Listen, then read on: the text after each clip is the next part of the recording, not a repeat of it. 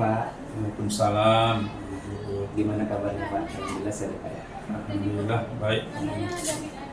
Ini mohon izin Pak, saya di sela-sela kesibukan Bapak, saya izin untuk sedikit berdialog dengan Bapak, dialog wawancara mengenai dilema etika. Dan dalam hal ini Pak, ini hanya sebatas tugas yang saya lakukan untuk memenuhi tugas demonstrasi kontekstual saya di pendidikan guru penggarapan. Kira-kira boleh ya Pak? Boleh, silakan. Mengenai dilema etika nih Pak, selama ini Pak, apakah ada kasus-kasus yang sudah teridentifikasi nih Pak terhadap peserta didik yang bersangkut paut dengan pengambilan keputusan dalam dilema etika? Namanya siswa kita banyak ya Pak Uput ya, tentu banyak yang kita jumpai kasus ya, termasuk adalah kasus dilema etika nih, di mana dilema etika itu adalah situasi sulit di mana seseorang harus menentukan pilihan secara moral, keduanya benar tetapi bertentangan dalam mengambil keputusan. Kedua-duanya benar. Jadi hal posisi kedua-duanya benar ini bisa kita nilai dari kita mengidentifikasi data. Jadi untuk mengetahui suatu masalah itu saya selalu menerapkan berjenjang naik, bertangga turun. Jadi kalau hal kasus yang khusus untuk siswa yang belum pernah ditangani tentu harus dengan wali kelas dulu, setelah itu nanti baru dengan guru BK, kemudian waka kesiswaan, nanti baru sampai dengan kepala sekolah. Dari data yang dihimpun oleh wali kelas, BK dan wakil kepala sekolah, kita ada bakal bertemu data yang kita sebut tadi, permasalahannya adalah dilema etika. Semuanya benar, namun situasinya nanti kita harus berdasarkan moral ya. Keduanya benar tetapi bertentangan dalam mengambil keputusan ya. Sedangkan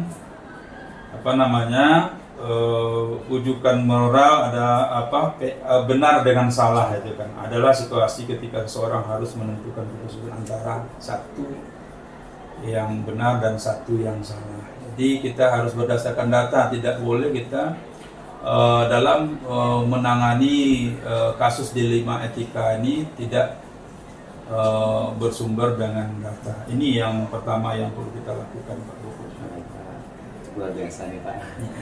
Nah selama ini Pak, dalam kasus yang sudah ada, bagaimana Bapak menjalankan pengambilan keputusannya terhadap dua kepentingan yang menurut Bapak benar-benar sama penting?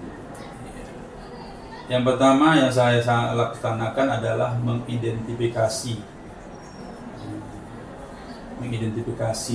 Jadi dari data tersebut kita tahu bahwa masalah itu dari data yang seperti yang saya sampaikan pada awal tadi, dari data guru wali kelas, kemudian guru BK dan waka kesiswaan, maka kita akan tahu data tersebut bisa kita gabung dan rangkum, kemudian membuat daftar fakta yang relevan dari dilema tersebut, kemudian mengidentifikasi pihak terkait dalam dilema tersebut. Nah, jadi kedua belah pihak harus kita ada datanya, kemudian kita identifikasi di mana salahnya, di mana benarnya, di mana kebersamaannya. Kemudian apa saja pilihan kasus, kemudian apa yang harus kita lakukan dalam kasus dilema tersebut. Jadi maka berdasarkan ada 5 langkah tersebut selalu saya lakukan, selalu saya instruksikan kepada guru wali kelas maupun BK dan kesiswaan. Maka kita sebagai yang memutuskan dalam kasus dilema etika ini, kita berkeadilan dan tidak memihak pada satu seseorang atau kepentingan tertentu. Gitu. Berarti itu sudah merangkum dengan prosedur Pak ya, Iya. ada 5 langkah tadi Pak dalam pengambilan keputusan yang sudah biasa Pak lakukan ya Pak. Iya. Menurut Bapak ini dengan 5 langkah prosedur itu apakah sudah efektif Pak dalam mengambil keputusan Pak?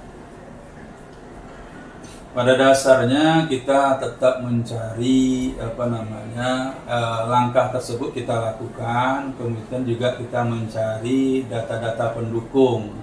Data-data pendukung istilahnya bisa kita ambil dari data pendukung yang lainnya. Kalau anak itu sudah berada di kelas 11 atau berada di kelas 12, kita menanyakan kepada wali kelas sebelumnya, kemudian kita tanyakan kepada guru-guru yang masuk pada kelas tersebut. Jadi kita ada data pembanding lagi Pak Puput. Jadi sehingga keputusan yang kita berikan itu dapat memberikan rasa adil pada anak kita. Jadi mereka betul-betul merasakan memang dilema etika ini kita betul-betul harus punya data yang konkret dan kita uji data tersebut. Kita cross check ya kepada anak tersebut. Jika memang itu datanya memang salah, pada saat kita proses itu kita tanyakan rasanya pada posisi sekarang itu apa yang rasa anak Bapak lakukan sehingga anak Bapak dipanggil ke sini. Dari permasalahan yang kamu lakukan, kira-kira apa solusi yang bisa anak Bapak lakukan untuk meyakinkan Bapak bahwa masalah tersebut tidak terulang lagi dengan Bapak. Jadi hal-hal seperti itu pertanyaan. Artinya mereka sadar bahwa yang mereka lakukan sesuai dengan data yang kita dapat. Seperti itu. Pak, terima kasih Pak, luar biasa langkah prosedurnya ya Pak. Nah, dalam menerapkan prosedur itu Pak, kira-kira selama ini Pak, adakah yang dirasakan tantangan Pak? Jelas ada tantangan Pak. Namanya kita ya, tantangan pertama itu apabila kadang-kadang yang kita putuskan ini datanya kita belum valid. Itu pertama. Kemudian kadang-kadang keterbatasan waktu sebagai kepala sekolah, kita juga harus jangan terburu-buru untuk membuatkan suatu keputusan, karena keputusan yang terburu-buru tanpa data yang valid, ya kita akan merasa keputusan itu di belakang hari, kita akan merasa keputusan yang kita buat itu terlalu tergopoh-gopoh, sehingga kita merasa hal yang kita buat itu belum sesuai dengan kaidah ataupun keyakinan kita bahwa kita sudah berbuat adil dan waktu prosesnya sudah sesuai dengan yang kita harapkan. Sehingga rasa kemanusiaan yang sebetulnya yang kita gunakan di sini Pak Uput, bahwa kita yakin bahwa yang kita putuskan itu adalah adil buat kedua belah pihak. Sekali ya Pak ya, Iya. benar ada dalam pengambilan keputusan itu Pak, rasa keadilan lawan rasa kasihan. Iya. Jadi itulah Pak, dilema itu. iya. Selama ini Pak, dalam pengambilan keputusan ini, apakah Bapak memiliki jadwal tertentu atau langsung diputuskan langsung, dan apakah ada yang membantu Pak? Ya, terima kasih pertanyaan yang bagus Pak Ufuk. Jadi kita sebagai manajerial, sebagai kepala sekolah, kita seperti yang saya sampaikan tadi itu kita harus berjenjang naik, bertangga turun. Jadi silakan prosedur itu kita lakukan. Jika prosedur itu anak itu masih tingkat kesalahannya masih tahapnya harus diproses oleh wali kelas, kita berikan kepercayaan kepada wali kelas. Jika proses itu tidak mampu lagi kepada wali kelas, mungkin kepada guru BK, silakan kita berikan kepada guru BK. Namun selalu saya ingatkan kepada guru BK, wali kelas dan juga bakat kesiswaan dalam mencari data anak dan memproses anak, selalu kita menggunakan dokumen. Pertama, seperti umpamanya bisa data-data yang kita dapatkan itu bisa dalam bentuk rekaman, dalam bentuk foto, dalam bentuk video, bahkan surat panggilan orang tuanya juga harus dilampirkan di sana dengan hukum yang sudah berlaku di sekolah kita. Sehingga di saat orang tua ragu dengan hal keputusan dengan yang kita berikan, keputusan itu kita berikan dulu kepada orang tua untuk membacanya terlebih dahulu, Pak. Kemudian kita suruh anak pada saat kita proses itu menceritakan kronologis kejadiannya, Pak. Kemudian kita berikan kesempatan seperti pernyataan saya sebelumnya itu, kita suruh mereka untuk menyatakan hal yang mereka lakukan itu mereka sadari salah atau benarnya. Jika mereka katakan itu adalah salah, mereka akan kita minta lagi, jika itu yang dilakukan itu adalah merasa itu adalah kesalahan atau kekurangan, hal apa yang mereka lakukan untuk memperbaikinya. Sehingga bukan dari kita, jadi dari anak itu mereka sadar bahwa apa yang mereka lakukan itu adalah salah dan mereka akan memperbaikinya atas ide dan selera mereka. Jadi mereka tidak terpaksa.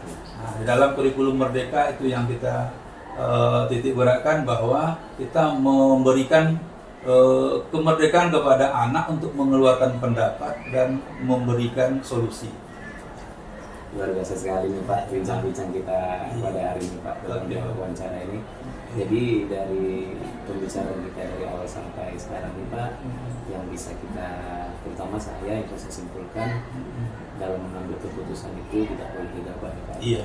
Kemudian harus dibarengi dengan data yang konkret gitu, dan kemudian tadi juga Bapak membahas tentang kesadaran diri kan Pak. Iya. Kita balikan ke anaknya untuk perbaikannya dari diri sendiri. Iya, dia yang mengungkapkannya. Kalau kita yang mengungkapkannya belum tentu sesuai dengan selera dia. Jadi ini merupakan hal yang biasa Pak. Mudah-mudahan Pak nanti ke depannya kasus-kasus di lima etika ini tidak akan sering terjadi lagi Pak. Dan mungkin tidak akan terjadi, meringankan beban kita ya Pak. Iya. Terima kasih Pak. Oke, sama-sama. sama-sama. Mungkin yang bisa saya sampaikan atau saya wawancara Bapak dalam pertemuan kita kali ini, lebih dan kurang saya mohon maaf. Saya ucapkan terima kasih. Terima kasih Pak.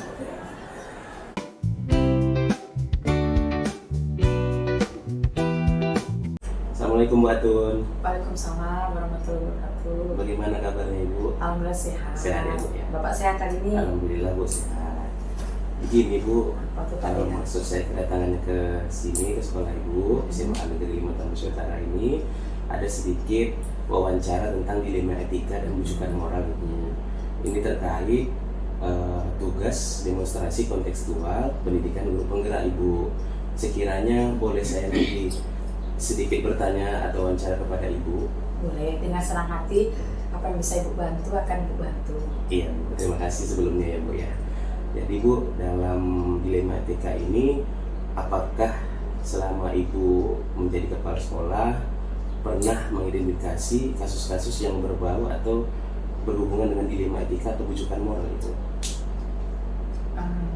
Banyak ya Pak ya. Banyak ya, Bu. Terkait dengan masalah yang berhubungan dengan dilema etika atau bujukan moral, ada beberapa hal yang bisa saya identifikasi untuk mencari solusi pemecahannya yang memberikan kebaikan untuk kedua belah pihak. Iya, Bu ya.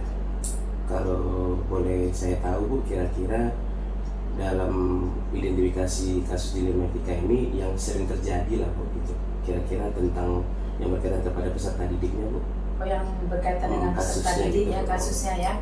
Yang pertama itu terkait dengan kedisiplinan. Iya. Kemudian ada satu kegiatan dia tidak sekolah tetapi ada kepentingan yang harus dia ikuti. Oh, iya. Seperti itu Pak, kebanyakan dari peserta didik. Ya, memang itu hal yang lumrah ya Bu, yang memang sering terjadi pada keseharian anak-anak didik kita ya Bu ya. Ya.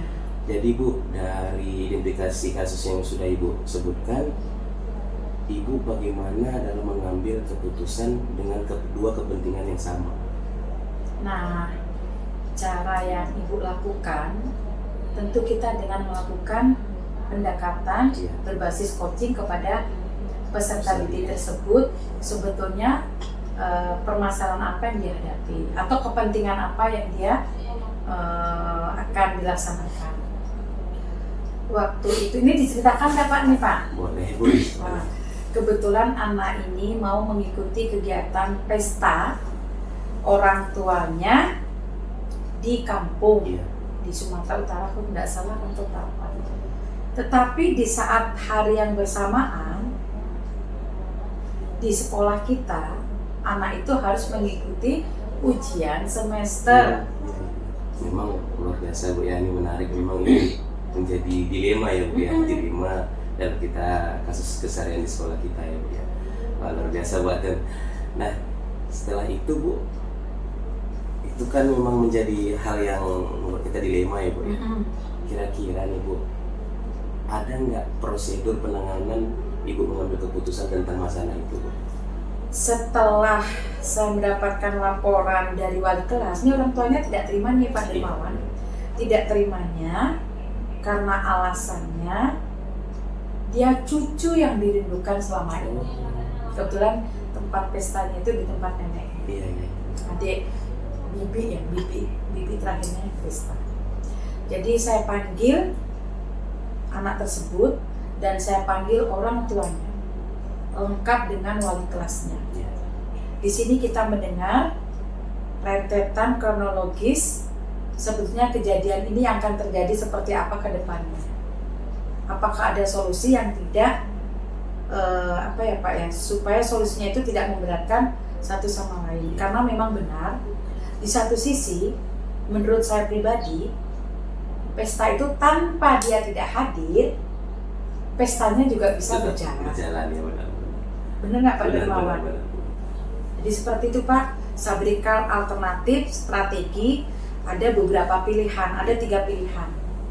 Pilihan pertama, ujian sebelum jadwalnya. Yang kedua, tidak berangkat, tetap mengikuti ujian, tetapi tidak bisa menghadiri acara keluarga. Solusi ketiga, setelah dia pulang, dia akan ujian kembali. Jadi langkah saya sebagai yang dituakan di sekolah untuk kasus-kasus permasalahan berkaitan dengan dilema etika dan rujukan moral, kita mencari solusi mana yang paling sedikit resikonya, tetapi kedua-duanya bisa terlaksana dengan baik jika memang masih bisa diberikan solusi itu. Gitu Pak Dermawan. Luar biasa Bu, ini memang langkah-langkah prosedur yang menurut saya efektif ya Bu ya. Jadi kita memang sebagai manusia juga tentu pasti punya hati kan Bu, memberikan seperti itu ya. Jadi tadi solusi atau alternatif ya Bu ya, yang sedikit resikonya. Menurut Ibu nih, kira-kira apakah langkah prosedur yang Ibu sudah lakukan itu efektif Bu? Cukup efektif Pak, artinya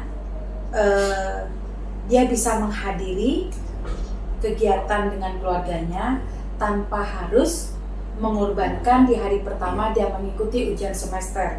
Dua-duanya bisa terlaksana, tetapi memang harus ya dia selama 3 hari kita berikan izin tidak mengganggu kegiatan yang ditinggalkan di sekolah.